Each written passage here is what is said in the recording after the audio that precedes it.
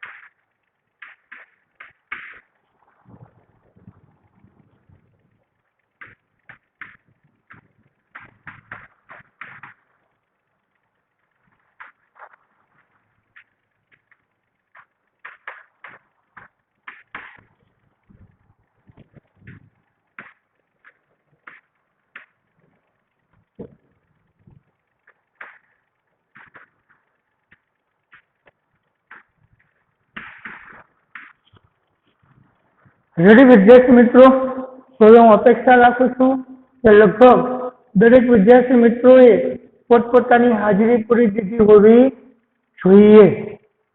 તો હવે આપણે આજનો લેક્ચર શરૂ કરીએ।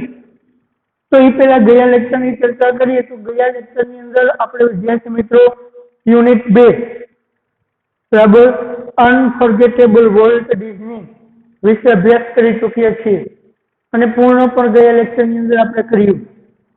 તો વિદ્યાર્થી મિત્રો, આજનો લેક્ચર શરૂ કરતા પહેલા દરેક વિદ્યાર્થીને ખાસ સૂચના, યુનિટ 2 ના પ્રશ્નો, શોર્ટ નોટ અને બીજી બધી જ પ્રકારની યુનિટ 2 ની તૈયારી કરી લેજો।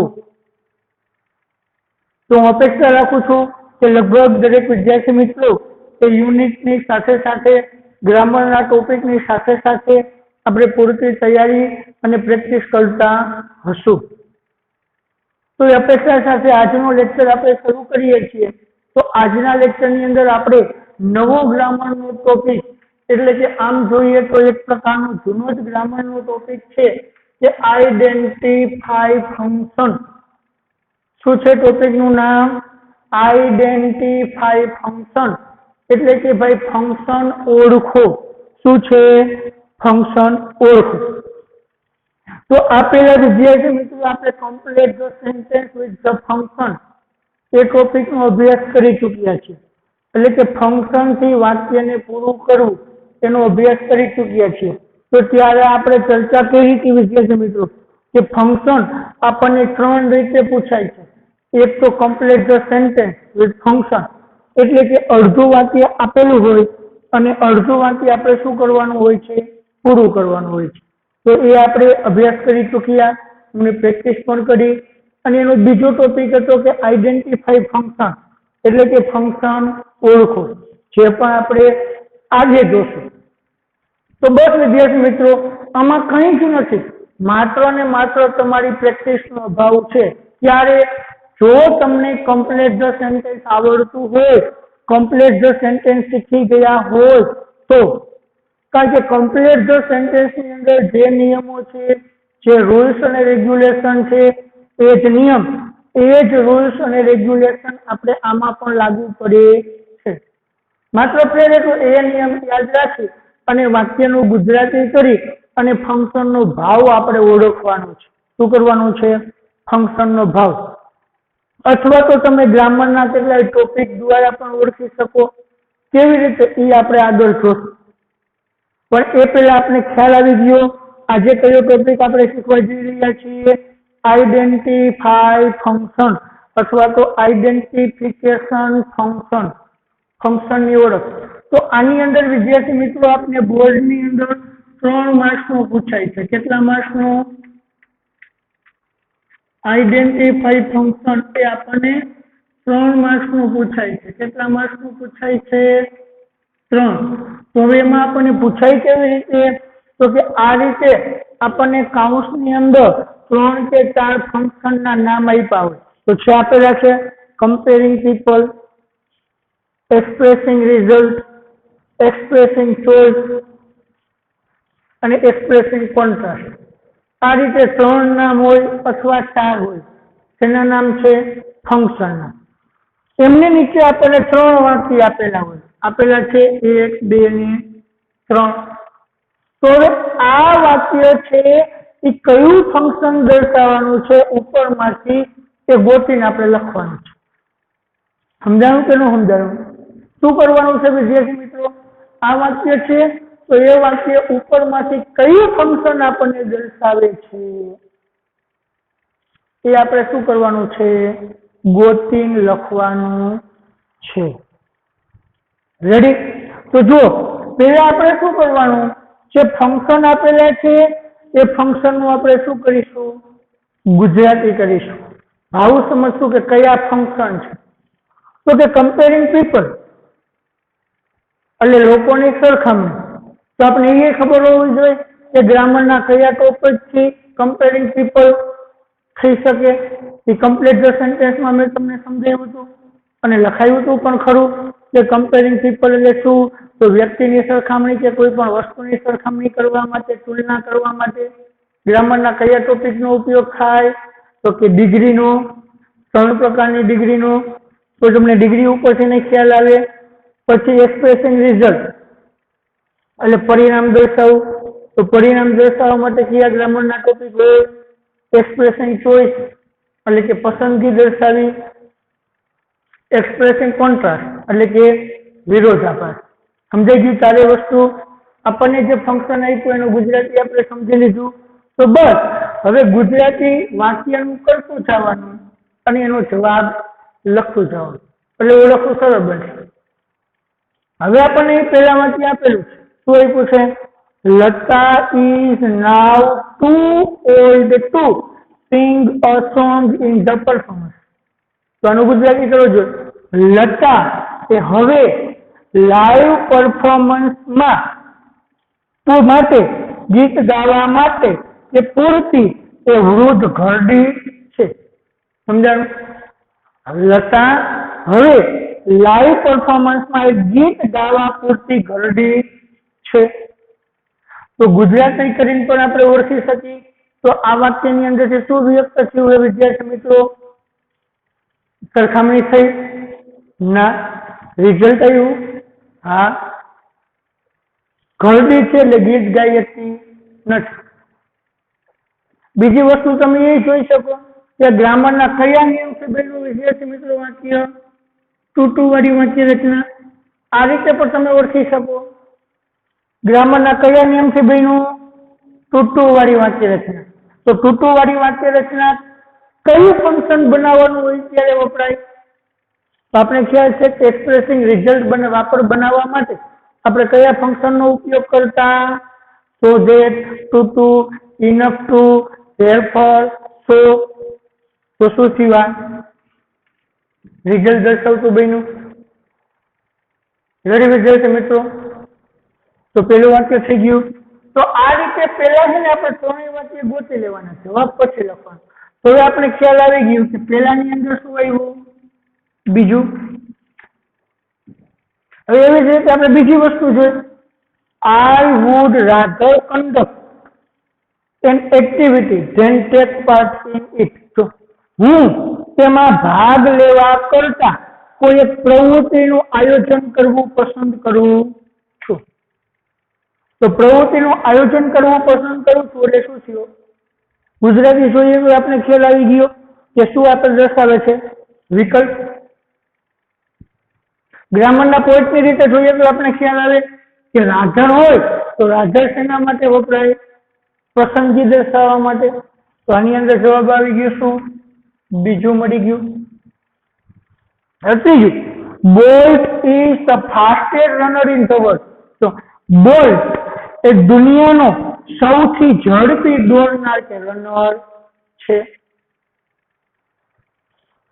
સમજાણું? સૌથી ઝડપી દોડનાર તો બધાય કરતા ચડિયાતો થયો. તો ચડિયાતું થયું એટલે શું કર્યું?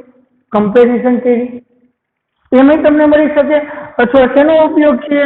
The plus ESC. શેનો ઉપયોગ છે ગ્રામરના ટોપિકનો? The plus ESC. એટલે શું થયું? Superlative degree. શું છે વિદ્યાર્થી મિત્રો? Superlative degree. તો સુપરલેટિવ ડિગ્રીમાં શું આવે? Comparing people. મળી ગયા ત્રણેય જવાબ વિદ્યાર્થી મિત્રો. તો ભાઈ તો ખાસ ધ્યાન રાખજો વિદ્યાર્થી મિત્રો. આના જ્યારે જવાબ લખો અને તમે ડાયરેક્ટ જવાબ લખી નાખશો તો ચાલશે નહીં. એમના તમારે ડાયરેક્ટ જવાબ ચાલશે નહીં. આખું વાક્ય લખવું પડશે. ડાયરેક્ટ તમે એ કરી અને લખી નાખો કે એક્સપ્રેસિંગ રિઝલ્ટ, તો એ માન્ય ગણાય નહીં. જવાબ કઈ રીતે લખવાના? આ રીતે. પેલું છે તો પેલા એનું આખું વાક્ય લખવાનું. Lata is now too old to sing a song in live performance. આવું થયું. પેલા આખું વાક્ય લખવાનું અને હવે એમની સામે જે આવતું એની જવાબ લખવાનું. આમ એરો કરી અથવા લીટું કરી શું કરવાનું? શું આવ્યો જવાબ? Expressing result. તો એક્સપ્રેસિંગ રિઝલ્ટ. આવી રીતે ખાસ ધ્યાન રાખજો વિદ્યાર્થી મિત્રો. તમારે એમનો જવાબ લખવાનો છે. અથવા તમે અહીંયા એરો કરી લખો તો ચાલે કે એક્સપ્રેસિંગ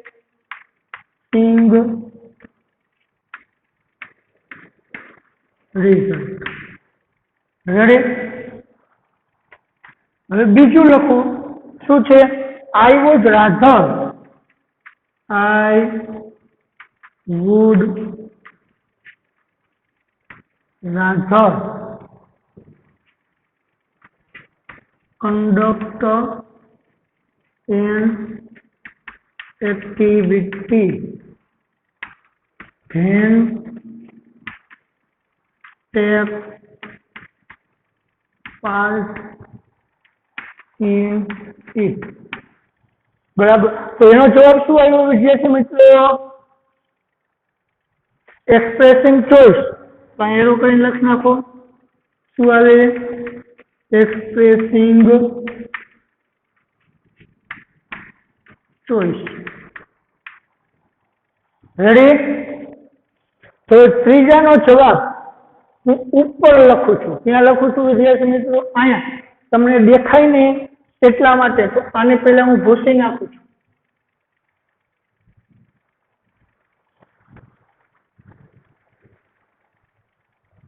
ત્રીજું, બોલ્ટ ઇઝ ધ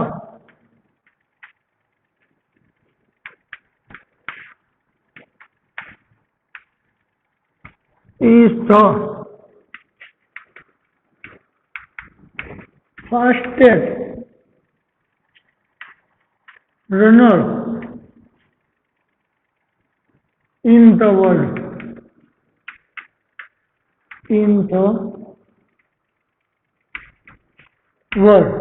તો એનો જવાબ શું આવ્યો? Comparing people. તો કમ્પેરિઝન હતું કે કમ્પેરિંગ હતું વિદ્યાર્થી મિત્રો? Comparing people.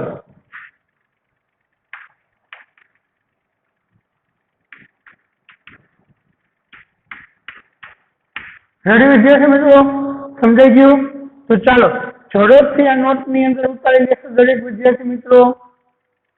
ઝડપથી પોતપોતાની નોટમાં લખી નાખશે.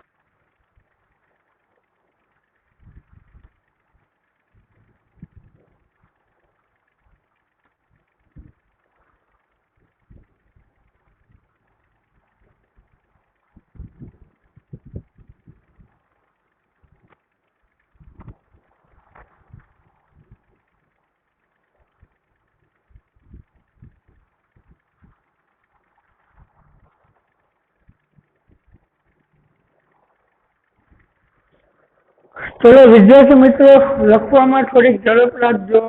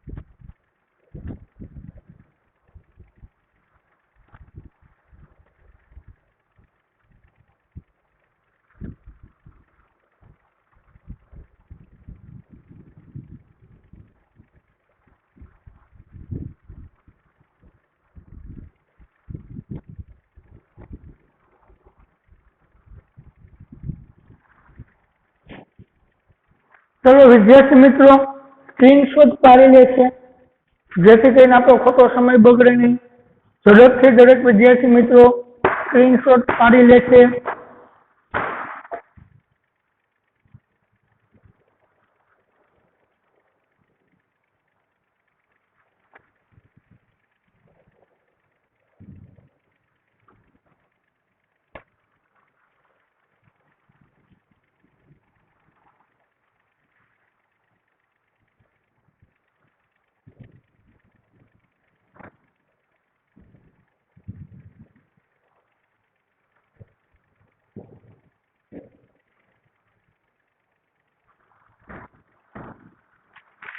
चलो विद्यार्थी मित्रों तेमना पछीनु एक उदाहरण लखुं छुं।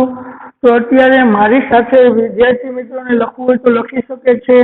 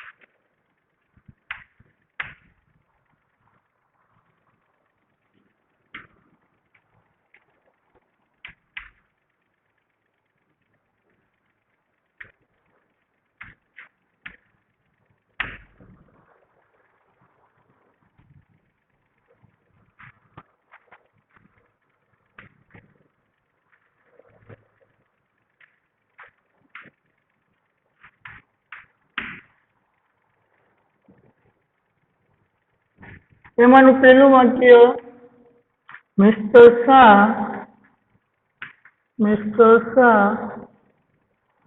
promised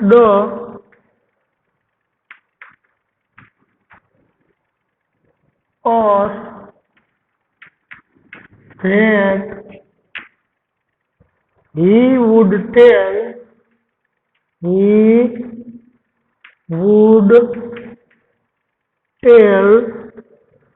us a good story.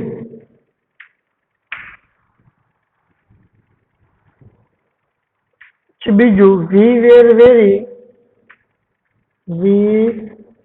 were very glad when we heard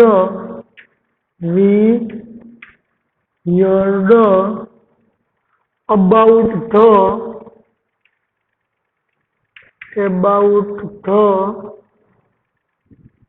victory of BJP. It is astonishing.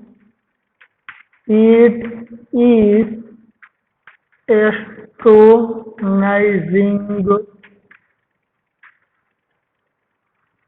that a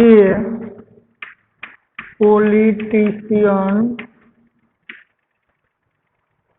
is afraid of elections.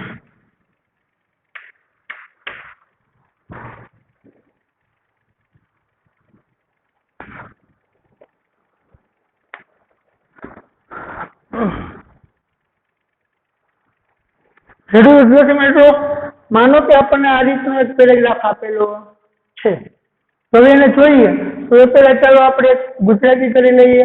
ફંક્શનનું શું કહે છે? એક્સપ્રેસિંગ વિશ એટલે કે ઈચ્છા વ્યક્ત કરવી. એક્સપ્રેસિંગ ટાઈમ એટલે કે સમય રજૂ કરવો. શોવિંગ વન્ડર એટલે કે આશ્ચર્ય રજૂ કરવું.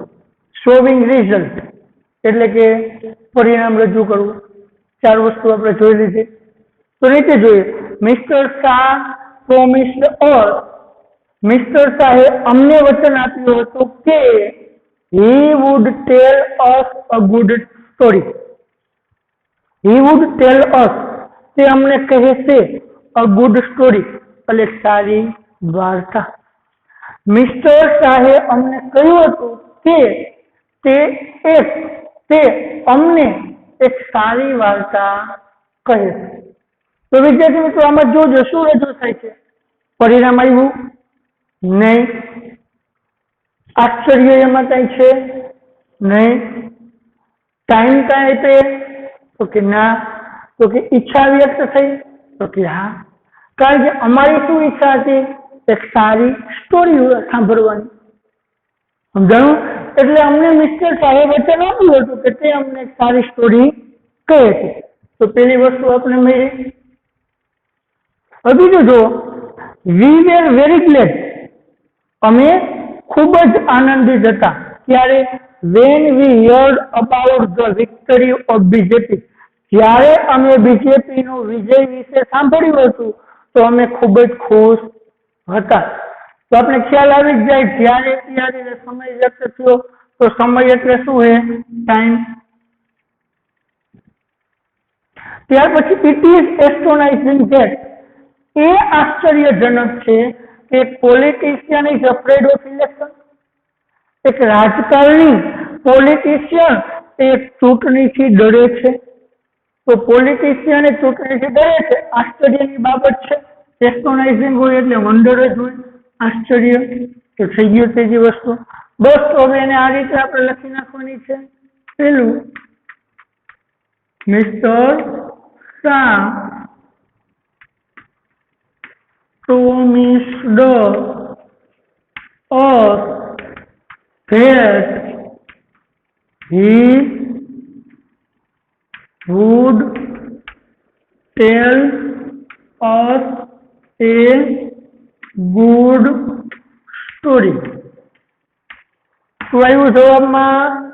અહીંયા લખો જવાબ. એક્સપ્રેસિંગ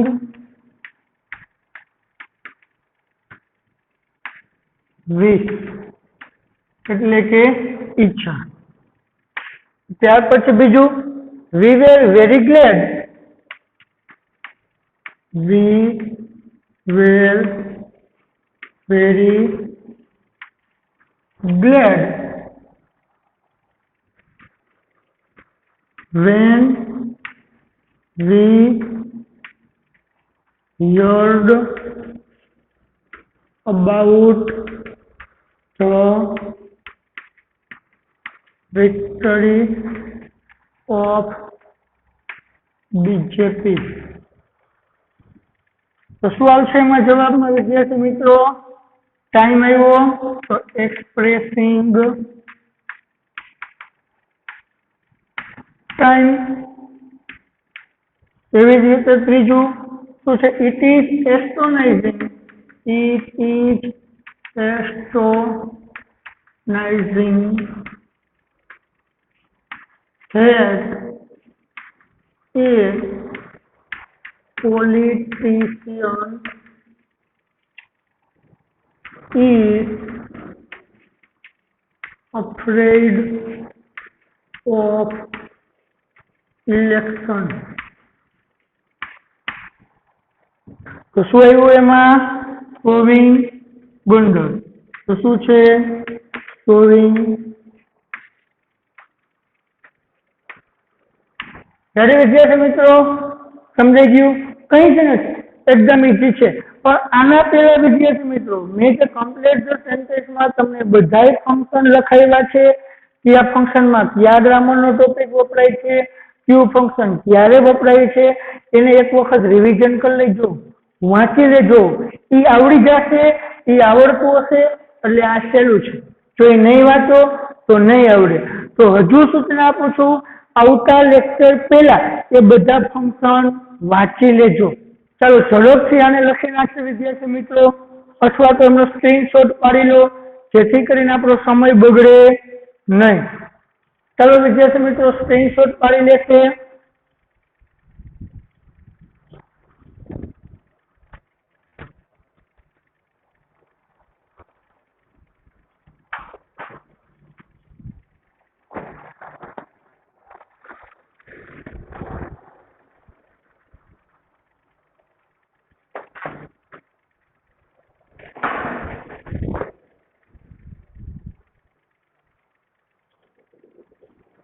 ચલો વિદ્યાર્થી મિત્રો, આજના લેક્ચરને આપણે પૂરું કરવા જઈ રહ્યા છીએ. તો લખવાનું ન રહી જાય એ માટે દરેક વિદ્યાર્થી મિત્રો આમનો સ્ક્રીનશોટ પાડી લેશે. સ્ક્રીનશોટ પાડવા માટેનો સમય આપું છું.